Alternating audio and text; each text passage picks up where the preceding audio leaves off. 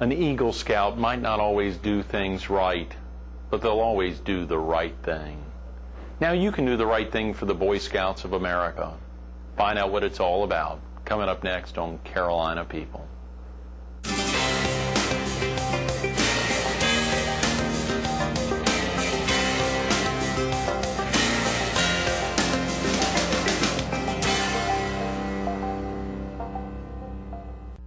Good morning. Welcome to Carolina People. This morning we're at Architectural Surfaces on Cannon Road off of Highway 501 in Myrtle Beach. We're focused on an upcoming Distinguished Citizens Award banquet to be held on behalf of the Boy Scouts. And we're visiting with one of its dedicated volunteers, Don Weaver. Good morning, Don. Good morning, Greg. Thanks so much for coming in. Appreciate it. 10 days away. The event's getting close. Yes, I'll be delighted to see it come. I'm sure. That's right. It's back in its old heyday and the excitement of being back in the Dunes Golf and Beach Club, but literally 10 days away, June 28th. Right at the Dunes Club. Wonderful setting. You know, the ballroom there looks out over the ocean. It's just a great venue for what we're doing. It really is, and a lot of special folks getting back together, and of course to see the reception, I think, is again at 6 and the dinner at 7. Reception starts at 6 and then dinner at 7, yes. So a lot of, and being up at the Dunes Golf and Beach Club, that beautiful view, it really makes you think about scouting. Oh, absolutely. But you're right, it is a great place to hold this, and we are looking forward to honoring Edgerton Burroughs this year. He is our Distinguished Citizen recipient this year, and fine gentleman, and of course well known in the area.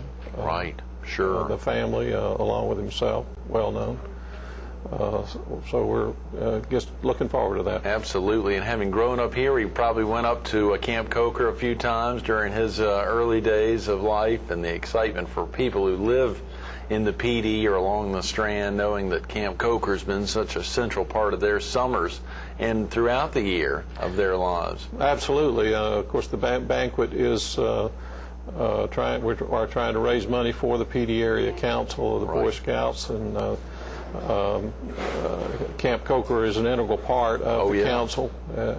And you're right, Edgerton may very well have been a camper there. The camp's been there for many, many years. Just a wonderful facility. But of course, like anything, it takes money to maintain it and to operate it. And so that's what we're all about with this bank, was trying to raise some money to help support the council. You almost never run out of volunteers to be up there with the boys during the summertime, although they're always looking for volunteers. At the same time, you do sometimes run out of money. You just need more funds to keep a camp like that as up to date and going as strong as it needs to go to help these boys out. Well, absolutely. The money, again, is for the operations of the PD Area Council. To be sure, there are just a number of volunteers that are out there that do interface directly with the boys. Right. But those volunteers need training, they need support, and that's what's provided by the PD Area Council through the council office. And of course, as an adjunct to that, the council does oversee and operate Camp Coker. Right. And you're right, all of those functions do need funds to operate, and we would prefer, of course, that the professionals that are retained by the council, that they can devote their activities to what they're there to do, and that's train the volunteers and support the program, the delivery of the program to the boys. Right. So we, through the board for the PD Area Council, we try to minimize their involvement in fundraising. Sure. So that they can, again, direct focus on their mission. Exactly. Absolutely. Don, if a viewer needs to get off to work now or just get out of the house, is there a good phone number for someone to call about seating at the event on Thursday, June 28th? Absolutely. Young lady in our office, Lori Teal, has graciously been fielding the phone calls for ticket information, and her number is 839-8221. That's right. Right. That's 843-839-8221. Lori Right. Teal, and of course to know somebody, when you said in our office, I don't think I introduced you as a volunteer for the Boy Scouts, but that's if someone called and they answered Dargan Construction. Is that there, Dargan Construction? That's correct, Okay. although that is a direct dial to her desk, so, but she is, as am I, with Dargan Construction here Great. at Myrtle Beach. Fantastic. It's a Myrtle Beach number. Okay. If you, are you originally from the area, Don? Actually, no. I grew up in western North Carolina, Asheville. My roots are really from Weaverville, which is about 20 minutes north of Asheville. Is that right? Any connection to the Weaver name? Oh, absolutely, yeah. All my family is from that Is that right? part of the woods, right? So And that's how close to Asheville? it's about 20 minutes north of Asheville. Highway 25 that runs through most of South Carolina. Right. Also runs out of South Carolina up into Asheville through Hendersonville, but Right. then goes north out of Asheville, and Up to Weaverville's Weaverville. right on the path there. You still have family in Weaverville? I have extended family there, yes. Right.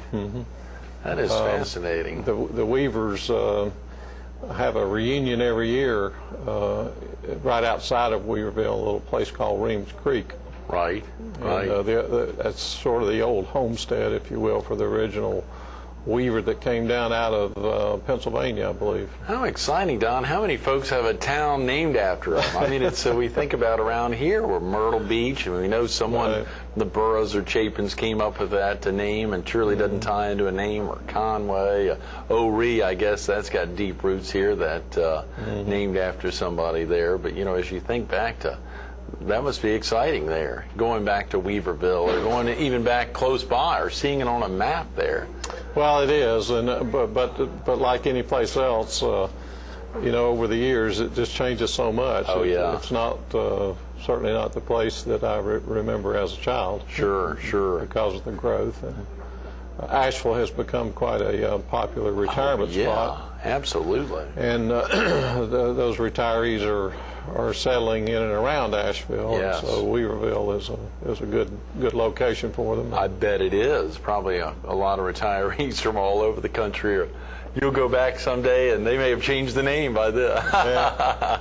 Right. Well, what used to be, I mean, you, of course, nestled in the mountains there, Reams Creek is a valley, and when I was a child, it was just, I mean, it was nothing but green. Right. And now it's a housing development. That's amazing, Don. Did you grow up in scouting? I actually did. I never attained the rank of Eagle. I made it as far as the Life, which is next level, just below Eagle. But yeah, I used to spend my summer camp experience at Daniel Boone outside of Canton, North Carolina. Right. Sure. Beautiful facility, wonderful lake, built on a lake, also up in a cove or a valley. Sure. And my goodness, that water in the summertime, just getting the lake, it felt like ice water. Really? Yeah. But you'd get in anyway. Yeah. Oh, of course, as a young child. Thrown in or not, you'd get in. Yeah. Yeah. You know, for viewers who may not know the basics of scouting, just as you think about it, when your involvement early on growing up, was it a parental involvement that got you involved? Was it a teacher or somebody from church or anywhere else that got you interested in scouting? And then what prompted you to stay in, do you think, Don? I mean, it's difficult oftentimes to look back in early ages, 10, 11, 12, whatever age. Maybe what age were you when you joined? Well, I started out in Cub Scouts, which most boys do, and that's a great program. We had a den mother. In fact, my aunt was a den mother of my den, so I guess in that regard, family got me involved in it. But then, of course, the PAC is the larger organization. The dens belong to the PAC. But then all of that process, you just sort of matriculate into Boy Scouts from there. Most sponsoring organizations, that is, a church might sponsor a PAC, but would also sponsor a Boy Scout troop. And so you just move along with that sponsor into the next level. And but I thoroughly enjoyed the Boy Scouts. A great opportunity. We did a lot of camping, of course, up in the mountains. It's just a wonderful place to get out and get in the wilderness. And gosh, we would go to Lake Fontana and just Mount Pisgah, just all kinds of places up there to go camping. And what are you expected to do when you go up there? I mean, as a Boy Scout, you're at that point a teenager or early teens. When you get it's in, like maybe late. Growing up in the family, mother always cooked the meals, and she took care of all of that stuff. Well, when you get into scouting and start going out on these camping trips, if you want to eat, you have to do it yourself, and so you begin to develop some self-sufficiency. Good point. Yeah. In the scouting program, but even beyond that, once you get into Boy Scouts and the structure that's available for troops, it's just a great opportunity to begin to develop leadership skills. You have within the Scout troop, you have patrols, which are just a subset. Right. And then there's a patrol leader, an assistant patrol leader, and a treasurer, and they all have duties.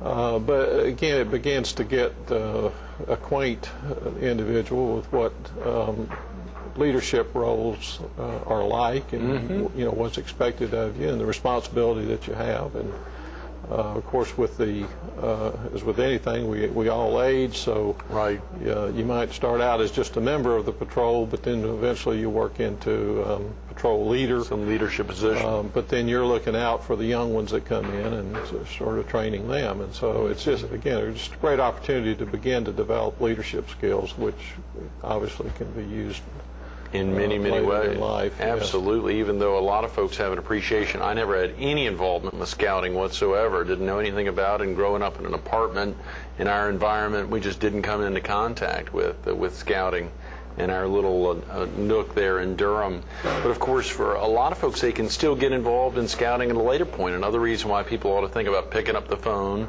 calling Lori Teal at the 839-8221 number, so that they can be out there on the Thursday, June 28th. But even if that's a bad day for them, they could still get some information from Lori. I'm sure Lori can give them the number and the PD Area Council to learn more about scouting in general and some of the other activities if they're not available on Thursday the 28th. To be sure, yeah, Lori can answer all those questions, or put the person in touch with the council office where that information would be available. Absolutely. You know, as you think getting involved in scouting, and for you, did you ever get any other family involved in scouting, Don? Well, I have an older brother, that's 2 years older, and he was, we were in the same troop together, so we did a lot together as scouts until he aged out. Of course, I was in it for a little while after he left, but and I had a cousin that was involved. In fact, he did go on to become an Eagle Scout. Is that right? Yeah. He was able to complete all of that. Share with viewers the significance of Eagle Scout, and you said you attained the rank of life.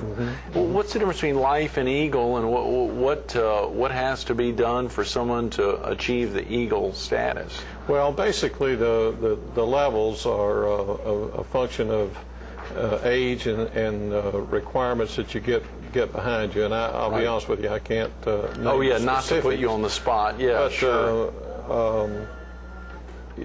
One of the things that's offered in scouting are these merit badges. Right. Which, basically, it's like a survey of any particular subject. Sure. Just take photography, for instance. And so to get the photography merit badge, you basically learn the fundamentals of photography. And of course, there are just a ton of merit badge subjects, merit badges available.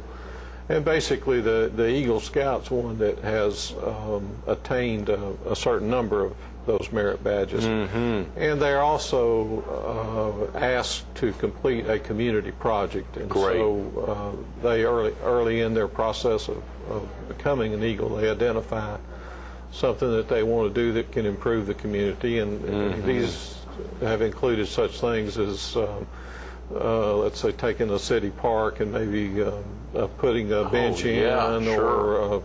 or doing some landscaping. Or, right. I've seen a lot of pictures of those in the Herald. Charlene Zwing and her Friends and Neighbors column on a regular basis has some Boy Scout having, maybe because he's working towards his Eagle, but having done Elizabeth Teal's son, having helped out at the Women's Club Garden by the Sea out there and helped refurbish it a little bit. So those must be some of the examples. Yeah, exactly. And I know of some boys that have created habitats for birds, like maybe building some wood duck houses and placing them in strategic places. So just things like that. But there is a project that's involved, and once that's completed, then they're awarded their Eagle.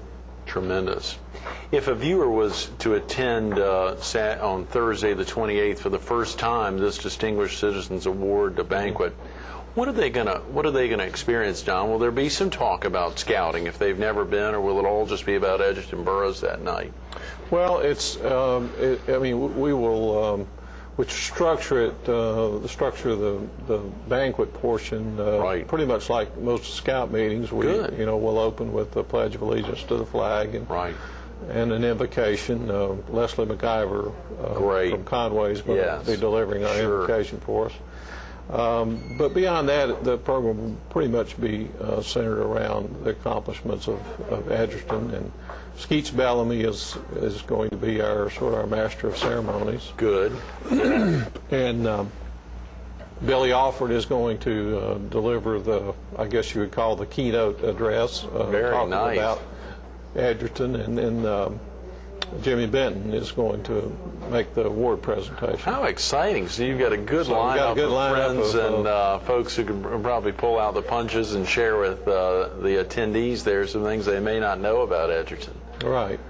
And actually, we're still talking with, but we'd like Alan Clemens just to be there to open the festivities for us, so to speak. As the former council president, PDRA council, who really helped out a lot during that transition as Jim Head was heading out, and of course Ed Heyer, who's going to be with us next Monday. We're going to be at the Myrtle Beach Area Chamber of Commerce.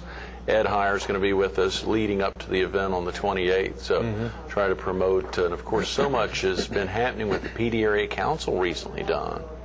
Right. Well, Ed's been with us now about a year and a half, coming up on 2 years. Right. Just done a fantastic job. Oh, yeah.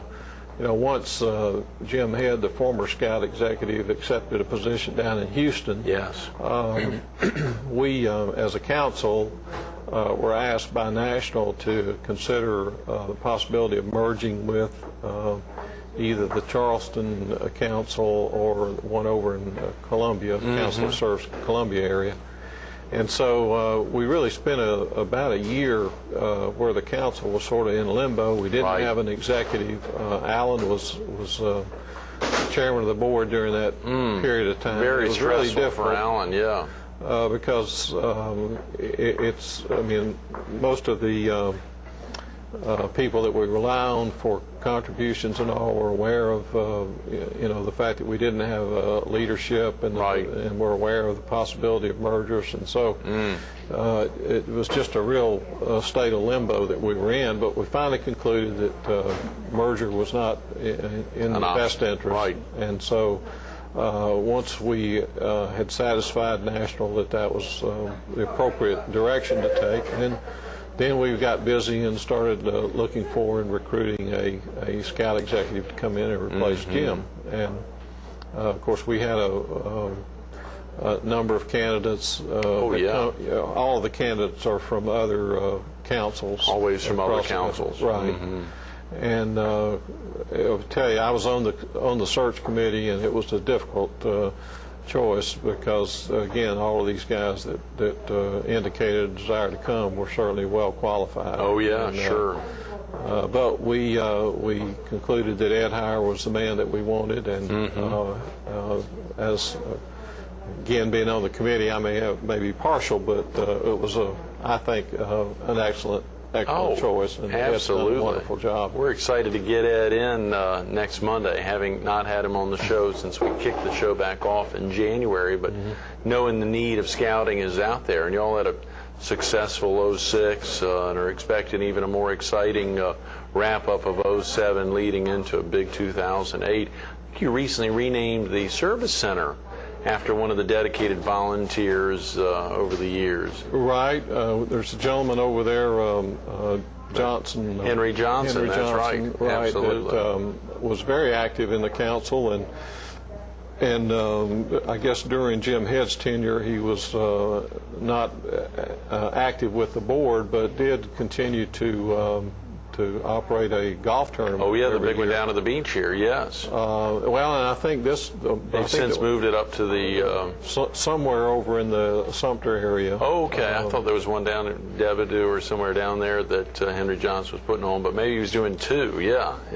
He was obviously helping out. Yeah. Right, and basically the money that he was raising each year off of that golf tournament, he was applying towards the loan that the council had on the facility there, the council office, and so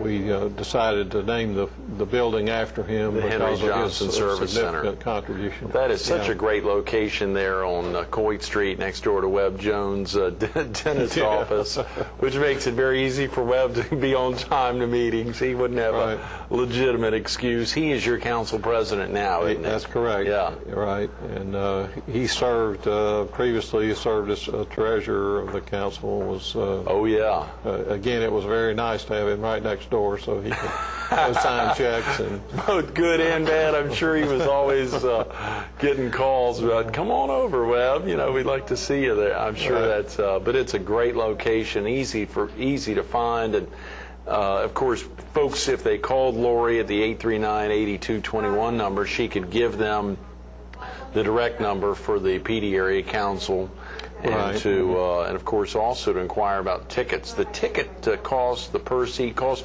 you still have tickets available, Don? Still have some available, yes. Okay, great. $250 a seat, and of course most of that money does go towards the budget for the council. Right.